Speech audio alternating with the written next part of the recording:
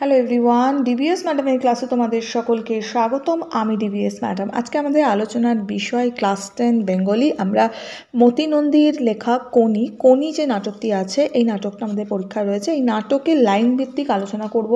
ভেতর থেকে কী ধরনের প্রশ্ন আসে সেগুলো নিয়ে আমরা আলোচনা করব।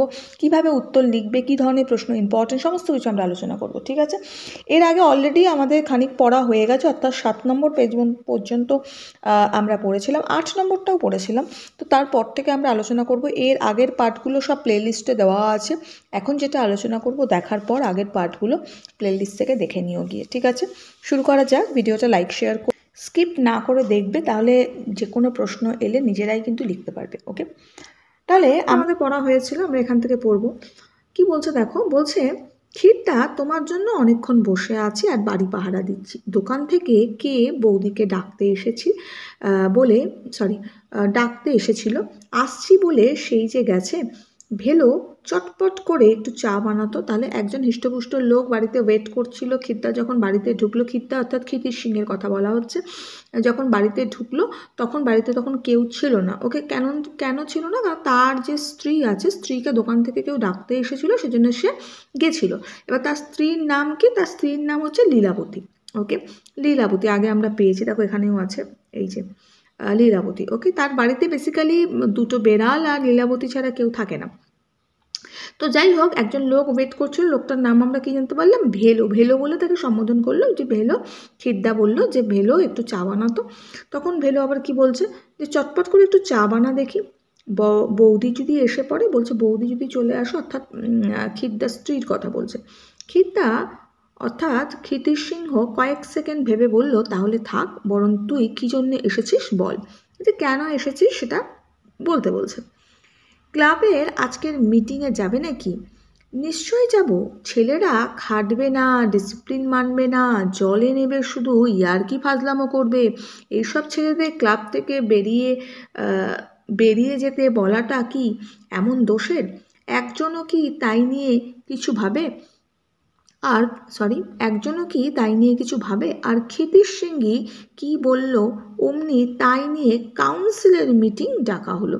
অর্থাৎ আমরা বুঝতে পারছি যে কাউকে বেরিয়ে যেতে, হয়তো ক্লাবে কোনো ছেলেপুলে এসে হয়তো ঠিকঠাক প্র্যাকটিস করে না, বেরিয়ে যেতে বলেছে বোধহয় ওই নিয়ে কাউন্সিল মিটিং ডেকেছে। ওকে, সেই জন্য তো নয়, আসলে হরিচরণ দা আর তার গ্রুপটির রাগ আছে আমার ওপর। বলছে আসল কারণ সেটা না, বলছে হরিচরণ দা কারোর কথা বলছে, আমরা জানবো পরে, আর তার গ্রুপটা তার উপর রাগ আছে।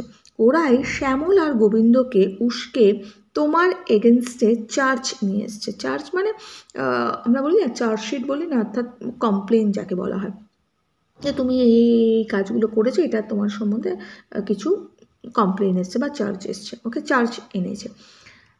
আমি তা জানি। হরিচরণের বহুদিনের ইচ্ছে চিফ ট্রেনার হওয়ার। আমাকে বলেও ছিল গত বছর। আমি বলেছিলুম, হরি একটা চ্যাম্পিয়ন শুধু খাওয়া দাওয়া আর ট্রেনিং দিয়েই তৈরি করা যায় না রে। তার মন মেজাজ বুঝে তাকে চালাতে হয়। ট্রেনারকে মনস্তাত্ত্বিক হতে হয়। মনস্তাত্ত্বিক মানে যাকে মনোবিদ বলতে পারি, বা মন যে বোঝে তার কথা বলতে পারি। আচ্ছা, তার মানে কমন সেন্স প্রয়োগ করতে হবে। গুরুকে শ্রদ্ধেয় হতে হবে শিষ্যের কাছে। কথা, কাজ, উদাহরণ দিয়ে মনের মধ্যে আকাঙ্ক্ষা, বাসনা জাগিয়ে তুলতে হবে। তাতে মোটিভেট করতে হবে। তাকে মোটিভেট মানে হচ্ছে তাকে এক্সাইটেড করা, যাকে আমরা বলতে পারি। ওকে, মোটিভেট করতে হবে, বা তার মনে যে উৎসাহ জাগানো, বাংলায় বললে আমরা উৎসাহ জাগাতে পারি। ঠিক আছে, এইসব তোমার দ্বারা সম্ভব নয়। তুই শুধু চেঁচামেচি গালাগালি করেই খাটাতে চাস। চিফ ট্রেনার হওয়া তোর কম্য না, অর্থাৎ তোর কাজ না। তাহলে আমরা জানতে পাচ্ছি যে এখানে যে ক্ষীরদা রয়েছে, ক্ষীরদাকে জেলাস করছে কিছু মানুষ আছে, যেমন হরিচরণ দার কথা আমরা জানতে পাচ্ছি, এবং তার গ্রুপ তার এগেনস্টে কিছু চার্জ এনেছে, যে সে ছেলেপুলেকে বকাবকি করেছে বা ক্লাব থেকে বেরিয়ে যেতে বলেছে, এই ধরনের কিছু। ওকে, হরিচরণ এটা কেন করেছিল? কারণ হরিচরণ চেয়েছিল যে চিফ ট্রেনার হতে। যেহেতু ক্ষীরদা যার কথা বলা হচ্ছে, সে ছিল সিনিয়র ট্রেনার বা চিফ ট্রেনার, তো সেই জায়গায় কিন্তু সে যেতে চেয়েছিল, সেজন্য সে এটা করেছিল। তার এগেনস্টে কিছু অভিযোগ ছিল, অভিযোগটা একটু বলে দিই আমি, তাহলে তোমাদের বুঝতে সুবিধা হবে, পড়তে সুবিধা হবে। দেখো ক্ষিতীশের সম্বন্ধে অভিযোগ কী ছিল বা ক্ষীরদার সম্বন্ধে অভিযোগ কী ছিল, সে নাকি যে সিনিয়র একজন বলতে পারি সাঁতারুকে সে জুনিয়র সাঁতারুর সামনে অপমান করেছিল। ওকে, 10 দিনের জন্য সেই সাঁতারু আসতে পারেনি, অনুশীলন করতে আসতে পারেনি, তো সেই জন্য তার বাড়িতে গিয়ে তার বাবাকে অপমান করে এসেছিল ক্ষীরদা অর্থাৎ ক্ষিতীশ, ঠিক আছে। তো তার ক্লাবের যেহেতু একজন ভালো সাঁতারু ছিল, মহিলা সাঁতারু, ঠিক আছে, তো মহিলা সাঁতারু সেই ক্লাব থেকে ছেড়েই চলে গেছে ক্ষীরদার ভয়ে বা ক্ষীরদার বকাবকিতে। এইরম ধরনের এগেনস্টে মানে এইরম ধরনের কমপ্লেন এসছে যে ক্ষীরদার জন্য ক্লাবের যে কীর্তি মহিলা বা লেডি সাঁতারু যারা হয় তারা ক্লাব থেকে অন্য ক্লাবে চলে গেছে। ওকে, এই ধরনের ক্ষীরদা মেয়েদেরকে, মেয়ে যে ট্রেনিগুলো হয় তাদেরকে এক্সারসাইজ করার কথা বলেছে ছেলেদের মতো, ঠিক আছে, তাদের চুল কেটে দিতে চেয়েছে, এই ধরনের অভিযোগগুলো তার সম্বন্ধে আনা হয়েছিল, ঠিক আছে। নেক্সট কি বলছে, ক্ষীরদা তোমার এই লেকচার দেওয়ার বদ অভ্যাসটা এক কথায় যেখানে কাজ হয় তুমি সেখানে 10 কথা বলো। হরিচরণ দাকে এত কথা বলার কি দরকার ছিল? যাকগে, আজ তুমি মিটিংয়ে যেও না, ওরা ঠিক করেছে তোমাকে অপমান করবে। করবে ক্ষীরদা বলছে এটা আর কি, লোকটা বলছিল যে এতক্ষণ যে তুমি যে এত কথা বলার লোক, মানে হরিচরণের সঙ্গে এত কথা বাড়ানোর দরকার ছিল না, তোর সঙ্গে কথা বাড়ানোর কী দরকার ছিল? বলছে ওরা চাইছে আজকে তোমাকে অপমান করতে, তোমার যাওয়ার দরকার নেই। তো ও বলছে অপমান করবে। এই বলে ক্ষিতীশ তার পায়ে মাথা ঘষায় ব্যস্ত বিশুকে কোলে তুলে গলা চুলকে দিতে লাগলো। চোখ বুজে বিশু ঘর ঘর শব্দ করলো, ঠিক আছে, অর্থাৎ যে পশুটার কথা বলা হচ্ছে। তাহলে যাবেই। নেমে যাওয়া প্যান্টটা ও কণ্ঠস্বর হ্যাঁচকা দিয়ে টেনে তুলে ভেলো বলল। ভেলো এতক্ষণ ছিল তোর কাছে, ভেলো তখন নিজের প্যান্টটা একটু উঁচু করে নিয়ে মানে বললো তাহলে তুমি যাবেই, কথা শুনবে না আর কি, এরম বললো। ক্ষিতীশ ঘরের দিকে যেতেই অস্পষ্টে বলল তখনই বাড়িতে ঢুকলো লীলাবতী সিংহ। লীলাবতী সিংহ কে বলেছিলাম আমি, যে ক্ষীরদার স্ত্রী। ওকে, অতি ছোটোখাটো, গৌরবর্ণা ও গম্ভীর, পায়ে চটি, হাতে ছাতা। দুজনের দিকে তাকিয়ে অবশেষে ভেলোকে বলল, বেলা অনেক হয়ে এসেছে, চারটি ভাত খেয়ে যাও। অনেক বেলায় হয়েছে, ভাত খেয়ে যাও। ভেলো হঠাৎ যেন কাণ্ডজ্ঞান ফিরে এলো, ঘড়ি দেখেই ব্যস্ত হয়ে বলল, না বৌদি, বড্ড দেরি হয়ে গেছে, বাড়িতে ভাত নিয়ে বসে আছে, আমি এখন যাই। ক্ষীরদা তোমার কিন্তু না গেলেই ভালো। তো ক্ষীরদাকে আবার ভেলো বলে গেল যে তুমি যদি না যাও তাহলে ভালো, কারণ আজকে ওরা তোমাকে অপমান করবে। ওকে, ভেলো কোনি একটা খুবই ইম্পর্ট্যান্ট এবং খুবই সুন্দর একটা গল্প, খুব ভালো করে শুনবে এবং ভেতর থেকে প্রচুর প্রশ্ন আসে, যেভাবে বলছি যদি ভালো করে শোনো যে কোনো প্রশ্ন লিখতে পারবে। ভেলো চলে যেতে লীলাবতী প্রশ্ন করল ক্ষিতীশকে, না গেলেই ভালো মানে আজ ক্লাবে একটা মিটিং আছে, ও বলেছে সেখানে আমাকে নাকি কেউ অপমান করবে, যাতে ক্লাব ছেড়ে বেরিয়ে যাই। বউ মানে ওনার ওয়াইফ জিজ্ঞেস করছে যে কেন বললো যে তোমাকে না গেলেই ভালো, এই কথাটা প্রশ্ন করছে আর কি, ঠিক আছে, মানে কি না গেলেই ভালো মানে এটা জানতে চাইছে। তো তখন ও বললো যে ক্লাবে একটা মিটিং আছে, তো মিটিংয়ে আমাকে ওরা অপমান করতে চাইছে ক্লাব ছেড়ে, যাতে আমি ক্লাব ছেড়ে দিই, সেই জন্য। তাহলে তো ভালোই হয়, ক্লাব করে তো কোনোদিন ব্যবসা দেখলে না, আমি মেয়ে মানুষ, আমাকেই কিনা দোকান দেখতে হয়। নেহা ছেলেপুলে নেই, তাই যদি ক্লাব তোমায় তাড়ায় তাহলে আমি বেঁচে যাই। বলছে যে তুমি তো কাজকর্ম কিছু করো না, মানে দোকানে বসো না, তুমি গিয়ে ক্লাব নিয়েই পড়ে আছো, যদি এই ক্লাব তুমি করো না বলে আমাকে এখন মেয়ে মানুষ হয়ে দোকানদারি করতে হচ্ছে, এইসব বলছে। স্বাভাবিক তার একটা রাগ রয়েছে, তো সে বলছে এই কথা। এবার নেক্সট বলছে যে ছেলেপুলে নেই তাই, মানে ওনাদের বাচ্চা কাচ্চা নেই, সেটাই বলছে, নেহার ছেলেপুলে নেই তাই যদি ক্লাব তোমায় তাড়ায় তাহলে আমি বেঁচে যাইব, তাহলে ভালোই হয়, বউ বলছে আর কি।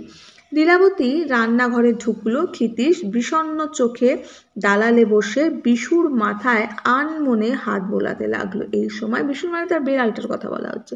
এই সময় খুশি ঘর থেকে বেরিয়ে এলো। ডন দিয়ে হাই তুলে ধীরে ধীরে সে চামরের মতো কালো লেজটি উঁচিয়ে রান্নাঘরের দিকে গেল। দুটো বেড়ালের নাম আমরা জানতে পারলাম কিন্তু। ওকে, এটা নেক্সট কে এলো? ডন, ওর নাম। ওকে, ক্ষিতীশের দিকে একবার আর চোখে তাকিয়ে কই এসো রান্নাঘর থেকে ডাক দিল। ঠিক আছে, ক্ষিতীশ অস্বাভাবিক গম্ভীর মুখের দিকে ভাত খেতে বসলো, মানে ওয়াইফ ডাকলো আর কি, যে খেতে এসো আর কি বলে। ওকে, স্ত্রী ডাকলো। খাওয়ার আয়োজন সামান্য, রান্না হয় কুকারে, প্রায় সবই সিদ্ধ। এটা খরচ, সময়, শ্রম সংক্ষেপের জন্য। অর্থাৎ দেখো, ব্যস্ত, ওনার ওয়াইফ ব্যস্ত, ঠিক আছে। উনি দোকান, লীলাবতী আমরা জানতে পারলাম উনি দোকান দেখেন, উনি কাজকর্ম করেন। তো স্বাভাবিক কথা যে সব কিছু রান্না টান্না করা অত সময় পান না। আর তাছাড়াও যদি রান্না সিদ্ধ, বেসিক্যালি সব কিছু সিদ্ধ, কুকারে রান্না হয়, সিদ্ধ হয়, তো খেলে তার সময়ও বাঁচছে। প্রথম নম্বর কথা, তাড়াতাড়ি হয়ে যাচ্ছে কাজটা। দ্বিতীয় নম্বর কথা, খরচও হচ্ছে, বেশি রান্না করলে খরচও বেশি, তো রান্না খরচ কমছে। ক্ষিতীশ বিশ্বাস করে বাঙালিয়ানা রান্নার স্বাস্থ্য রাখা চলে না। বাঙালিয়ানা রান্নায় স্বাস্থ্য রাখা চলে না, এতে পেটের 12টা বাজিয়ে দেয়। এই জন্য বাঙালিরা শরীরে তাগত পায় না, কোনো খেলাতেই বেশি উঁচুতে উঠতে পারে না। খাদ্যপ্রাণ যথাসম্ভব অটুট থাকে সিদ্ধ করে খেলে। সর্বাধিক প্রোটিন ও ভিটামিন পাওয়া যায় এমন খাদ্য খাওয়া উচিত। ক্ষিতীশ নিজেও খুব, আমরা প্রথম থেকেই দেখতে পাচ্ছি যে তিনি এক্সারসাইজের ওপর খুব জোর দেন বা শরীরচর্চায় ভীষণ আগ্রহী। তো আমরা জানতে পারছি যে তারা যে সিদ্ধ খাচ্ছে এটাই স্বাভাবিক। তো বলছে বেশি বাঙালিরা সাধারণত কী করে, কী ভালোবাসে, বেশি একটু ভালো তেলে ঝোলে খেতে ভালোবাসি আমরা, তাই না? তো সেটাই বলছে যে এত বেশি তেলে ঝোলে যদি খাওয়া হয় তাহলে শরীর ফিট থাকে না। যত বেশি সিদ্ধ খাওয়া হবে তত খাবারের মধ্যে প্রোটিন ভিটামিনটা থাকবে। তো এই ধরনের খাবার খাওয়াই উচিত। এবার তার বক্তব্য। ওকে, নেক্সট। প্রথম দিকে লীলাবতী বিদ্রোহী হয়েছিল। আচ্ছা, সর্ষে বাটা, শুকনো লঙ্কা বাটা, 5 ফোড়ন, জিরে, ধনে প্রভৃতি বস্তুগুলো রান্নায় ব্যবহারের সুযোগ হারিয়ে তুমুল ঝগড়া এবং 3 দিন অনশন সত্যাগ্রহে কাজ হয়নি। ক্ষিতীশ তার সিদ্ধান্তে গোয়ারের মতো অটল থাকে। তার কথা অবশেষে লীলাবতী, আমি এটা বোঝাচ্ছি লাইনটা, শরীরের নাম মহাশয়, পরে ডিসকাশন করছি। আচ্ছা, অবশেষে লীলাবতী সপ্তাহে 1 দিন সর্ষে ও লঙ্কা বাটা ব্যবহারের অনুমতি পায়, শুধুমাত্র নিজের খাবারের জন্য। ক্ষিতীশ কখনো যজ্ঞী বাড়ির নিমন্ত্রণে যায় না। যজ্ঞী মানে কোনো অনুষ্ঠান বাড়ি যাকে বলা হয়, নিমন্ত্রণে যায় না। ক্লাবের ছেলেমেয়েদের সে প্রায় শোনায় ডাক্তার রায় বলতেন, বিয়ে বাড়ির একটা নেমন্তন্ন খাওয়া মানে 1 বছর আয়ু কমে যাওয়া। বড় খাঁটি কথা বলে গেছেন। ক্ষিতীশ কথা না বলে খাওয়া শেষ করলো। আচ্ছা, তাহলে আমরা বুঝতে পারছি যে ক্ষিতীশ কী বলতো না, শরীরের নাম মহাশয়, যা স্বভাবে তাই সয়। ঠিক আছে, এটা আসে আমাদের সাধারণত পরীক্ষা, এইভাবে প্রশ্নটা আসে যে ক্ষিতীশ সিংহের এই যে উক্তিটা, এতে তার কী ধরনের মানসিকতার পরিচয় পাওয়া যায়। দেখো, আমরা ক্ষিতীশ সিংহকে যতটা চিনে আমরা কি জানতে পেরেছি না, মানুষটি শরীর সম্পর্কে যথেষ্ট সচেতন। ঠিক আছে, তার মন এবং শরীর দুটোটাই যথেষ্ট সংযমী এবং নিজেকে যথেষ্ট নিয়ন্ত্রণে রাখে, এবং ফিটনেসের ওপর তিনি খুব কনসেন্ট্রেট করে, অর্থাৎ শরীরচর্চায় তিনি কনসেন্ট্রেট করে, তিনি প্রতিদিন শরীরচর্চা করেন। ঠিক আছে, তো একটা কথা হয় না যে খিদের মুখে যা পাই তাই অমৃতের মতো লাগে। ঠিক আছে, শরীরের নাম মহাশয়, যা স্বভাবে তাই সয়, কথাটার মানে হচ্ছে যে খিদের মুখে তোমাকে যা দেবে তখন মনে হয় যে অনেক দিন, ধরো তুমি একদিন সারাদিন তুমি খেতে পাওনি, পরের দিন যদি তোমার মুখের সামনে সিদ্ধ ভাতও ধরা হয় তুমি সেটাও খেয়ে নেবে। তো সেটাই বলেছে যে এই ধরনের কথা বোঝাতে চেয়েছে যে যখন খিদের পেট থাকবে তখন সব কিছুই অমৃত লাগবে, আর শরীরকে তুমি যা বুঝ দেবে, যা শেখাবে তাই শিখবে। যদি তোমার সিম্পল কথা, তুমি তুমি যদি শরীরে সকালবেলা রোজ 5টার সময় ওঠো, তোমার শরীর সেটাই অ্যাডজাস্ট করে যায়। তুমি দেখবে 5 দিন উঠলে 6 দিন তোমার ওই সময় ঘুম ভেঙে যাবে। আবার যদি তুমি সকালবেলা 9টার সময় ঘুম ভাঙার অভ্যাস করো, তোমার শরীর সেটাই সয়ে যায়, তুমি দেখবে 9টার সময় তোমার ঘুমটা ভাঙছে, তুমি 5টায় উঠতে গেলে চোখ ডলতে হবে। ওকে, তো সেইটার জন্য, তো সেই জন্য ক্ষিতীশবাবু কী করতো, প্রায় কুকারে সিদ্ধ করা খাবার দাবারের উপর কনসেন্ট্রেট করতো, খাবার করতো। প্রথম দিকে তার ওয়াইফ প্রতিবাদ করেছিল, কিন্তু পরের দিকে ক্ষিতীশের যে চরিত্র আমরা জানতে পারলাম একটু একগুঁয়ে টাইপের, তো তার একগুঁয়ে চরিত্রের কাছে সে কিন্তু হার মেনে যায় এবং সে তখন সেটা নিয়ে আর কোনো কথা বাড়ায় না। সপ্তাহে একদিন তার খাওয়ার পারমিশন ছিল। তো যাই হোক, শরীরচর্চা এবং শরীরকে নিয়ন্ত্রণ রাখাটাই কিন্তু সতীশের কাছে ক্ষিতীশের কাছে সবচেয়ে বেশি ইম্পর্ট্যান্ট ছিল। তো এবং নিজের যে আমরা বলতে পারি যে ক্ষিতীশ সিংহের যে সাঁতার এবং সাঁতারুদের প্রতি তার যে দায়িত্ব, তার যে কর্তব্য এবং যে কঠোর পরিশ্রম, ঠিক আছে, এই যে উক্তিটা আছে, এই উক্তিটার থেকে কিন্তু আমরা স্পষ্টভাবে বুঝতে পারি যে সে স্টুডেন্টদেরও এই ধরনেরই অ্যাক্টিভিটির কথা বলতো, শরীর ফিটনেসের কথা বলতো। কারণ সে সবসময় বলতো স্টুডেন্টদের কি, যে তুমি একটা নিমন্ত্রণ বাড়ি খাওয়া মানে তোমার 1 বছর আয়ু কমে যাবে। এই কথাটার মানে কি, মানে ফিটনেসের কথা বলছে। তো এই ধরনের আনসারটা তখন আমরা করবো, সিম্পল কথা। ওকে, নেক্সট। ও যে রাগ করেছে লীলাবতী বুঝতে পেরেছে, বলল, ক্লাব থেকে তাড়াবে কেন, কি দোষ করলে? ক্ষিতীশ পাল্টা প্রশ্ন করলো, তুমি এখন আবার দোকানে গেছিলে কেন? আচ্ছা, গে স্ট্রিটে, এটা ইম্পর্টেন্ট প্রশ্ন, গে স্ট্রিটে ট্রাম লাইন ঘেঁষে একফালি ঘরে দোকানটি, নাম প্রজাপতি। আগে নাম ছিল সিনহা টেলারিং, অর্থাৎ গে স্ট্রিটে কী আছে, দোকানটা রয়েছে, আমি লাইনটা নিয়ে ডিসকাশন করছি।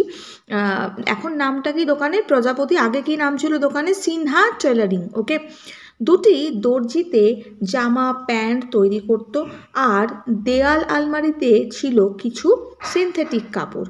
ক্ষিতীশ তখন দোকান চালাতো, দিনে 2 ঘন্টাও দোকানে বসতো না। দুপুর বাদে তাকে সর্বদাই পাওয়া যেত জুপিটার সুইমিং ক্লাবে। কোন swimming club? Jupiter swimming club. আচ্ছা, তারপর একদিন সে আবিষ্কার করলো আলমারির কাপড় অর্ধেকেরও বেশি অদৃশ্য হয়েছে।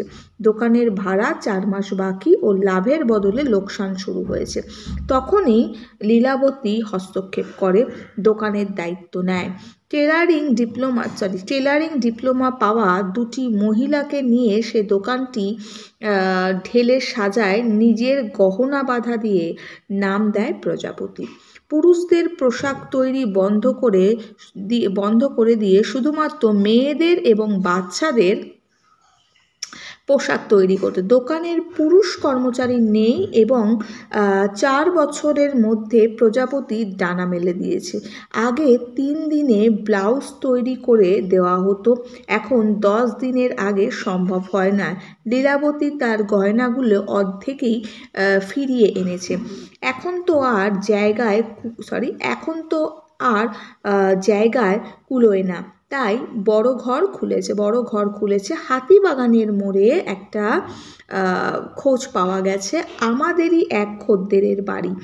আচ্ছা, বাড়ির গিন্নি এসেছিল মেয়ের ফ্রক করাতে, তাই গেছুলুম কথা বলতে। লীলাবতী এঁটো থালাটা টেনে নিয়ে তাতে ভাত বেড়ে ডাল মাখতে বললো। অর্থাৎ আমরা জানতে পারছি অনেকগুলো কথা এখানে আপনাদের এলো। প্রথম নম্বর কথা, আগে এটা একটু বলে দিই কি বলতে চাইছে এখানে। আমরা জানতে পারলাম কি আগে দোকানটার নাম কি ছিল, এখন দোকানটার নাম কি। আগে দোকানটার নাম ছিল সিনহা টেলারিং, এখন দোকানটার নাম প্রজাপতি। আগে ক্ষিতীশবাবু নিজে দেখতো দোকানটা, এবং খেরদা যখন দেখতো তখন সে 2 ঘন্টাও দোকানে সময় দিত না, সে বাইরে চলে যেত, মানে ক্লাবে চলে যেত, সুইমিং ক্লাবে।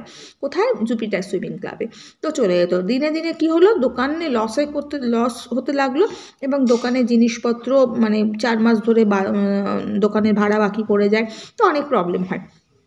তখন ওনার স্ত্রী হস্তক্ষেপ করে, তখন ওনার স্ত্রী নিজের গয়না বাঁধা দিয়ে সেই দোকানটাকে ভালো করে সাজায়, সেই দোকানে মহিলা কর্মচারীদের রাখে এবং ছেলেদের জামাকাপড় বানানো বন্ধ করে মেয়েদের জামাকাপড় এবং বাচ্চাদের জামাকাপড় বানানোর দিকে তিনি ধ্যান দেন, এবং দোকানটা ধীরে ধীরে ধীরে উনি অনেক ডেভেলপ করে এবং বড় দোকান নেওয়ার জন্য তিনি চেষ্টা করছেন।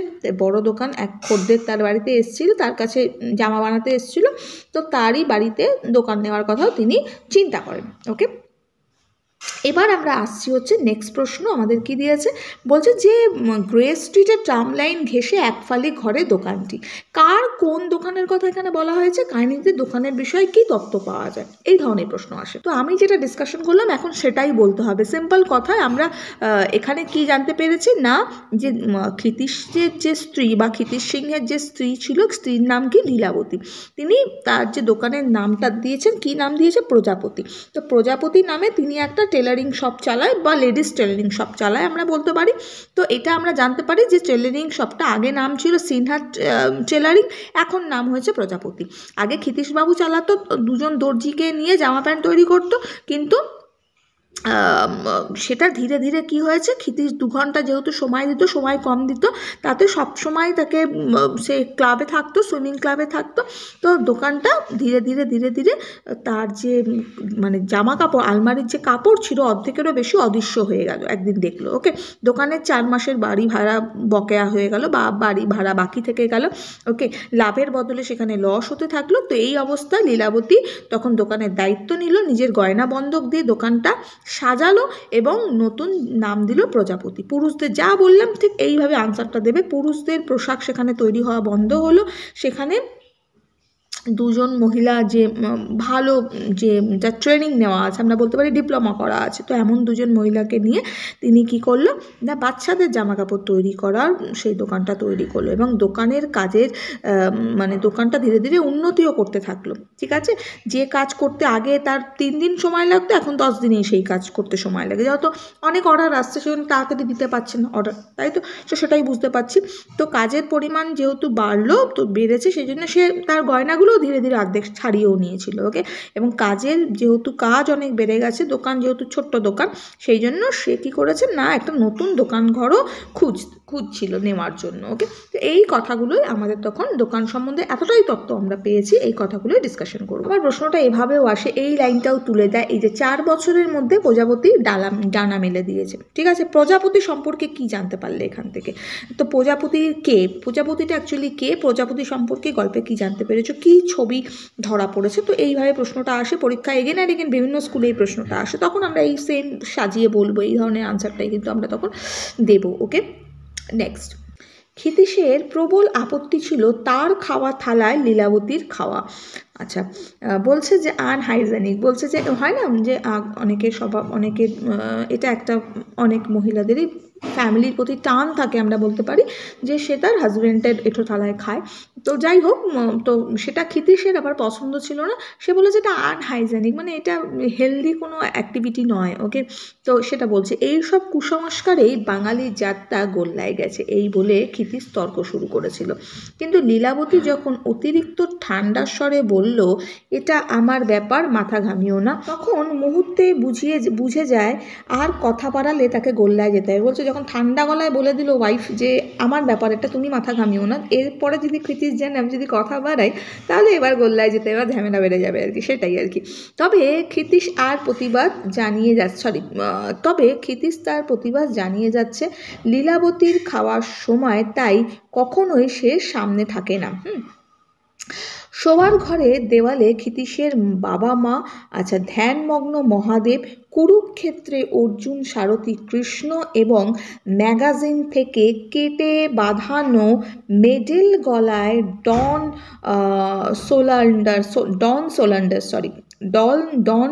সোলান্ডার এবং ভিক্টরি স্ট্যান্ডে দুহাত তুলে দাঁড়ানো ডন ফ্রেজারের ছবি পাশাপাশি টাঙানো। তাছাড়া আছে সাধারণত যা থাকে, খাট, আলমারি, বাক্স, আলনা, টুকিটাকি সংসারী জিনিস, পাশের ঘরের বই, ম্যাগাজিন, একটা তক্তপোষ এবং তার নিচে ট্রেনিংয়ের জন্য রাবারের দড়ি, স্প্রিং, লোহা ছাড়া আর কিছুই নেই। এই ঘরে ক্ষিতীশ দুপুরে 1 ঘন্টা ঘুমোয়, পাখা নেই, বিছানা নেই। ওর মতে চ্যাম্পিয়ন হতে গেলে শিষ্যকেই নয়, গুরুকেও কঠোর জীবনযাপন করতে হবে। অবশ্য তার কোনো শিষ্য নেই। তাহলে আমরা কি জানতে পারছি তার ঘরে, আমরা শোয়ার ঘরে কি কি দেখতে পেলাম? তার ক্ষিতীশের বাবা মার ছবি রয়েছে, মহাদেবের ছবি রয়েছে, ধ্যানমগ্ন মহাদেব, আমাদের শিব ঠাকুর বলতে বোঝাতে চাইছে ছবি। কুরুক্ষেত্রের অর্জুন, সারথী, কৃষ্ণ, অর্থাৎ যে গীতা জ্ঞান দিচ্ছিল যে অবস্থা আমরা জানি, কুরুক্ষেত্রে অর্জুন মানে রথে রয়েছে এবং সারথী শ্রীকৃষ্ণ, এরম ছবি রয়েছে। এবং ম্যাগাজিন থেকে কেটে বাঁধানো, অর্থাৎ ম্যাগাজিনের ছবি এসেছিল সেরকম ছবি কেটে বাঁধানো কার না, ডন সোলান্ডার এবং ভিক্টরি স্ট্যান্ডে হাত তুলে দাঁড়ানো ডন ফ্রেজারের ছবি পাশাপাশি টাঙানো রয়েছে। ঠিক আছে। আর ঘরে যেমন খাট, আলমারি এইসব রয়েছে, তার ঘরে কোনো তক্তপোষ সাধারণত নেই, মানে বিছানা, তার জানতে পারছি তার ঘরে বিছানা নেই, তারপরে পাখা নেই। সে বলতে চায় যে শুধু মানে শিষ্যকে যে ভালো হতে গেলে যে ভালো করে খাটতে হবে বা ভালো তপস্যা করতে হবে, তপস্যা মানে হচ্ছে একটা ডিসিপ্লিনে থাকতে হবে, সেটা নয়, গুরুকেও সেটা করতে হবে, সেটাই সে বোঝানোর চেষ্টা করেছে। ওকে, তো এখন এতটা ডিসকাশন করলাম। নেক্সট পিরিয়ডে মানে নেক্সট পার্টে আমরা নেক্সট ডেতে আমরা নেক্সট পার্ট থেকে আলোচনা করবো। এখনের জন্য এইটুকু। বন্ধুদের সঙ্গে লাইক শেয়ার করো। খুব ভালো থাকো।